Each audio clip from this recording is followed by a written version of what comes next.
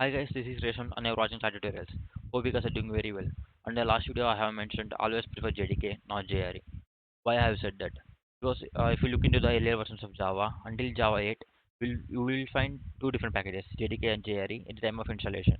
And from later Java 9 version, we will find only single package because they have combined to a single thing.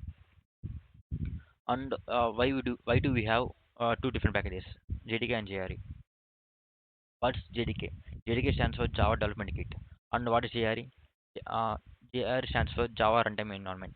And inside JRE we have JVM. So JVM stands for Java Virtual Machine.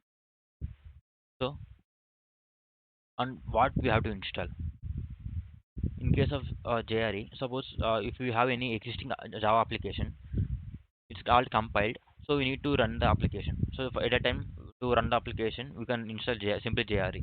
And to develop any applications, so we have to insert JDK. So why?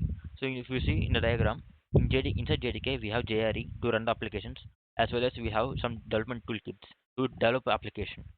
And inside JRE we have only JVM to run the application as well. So uh, if you are a developer, you need to insert JDK, and if you are a client or you don't want to create any application, you just want to run some existing applications, that time you can install only JRE.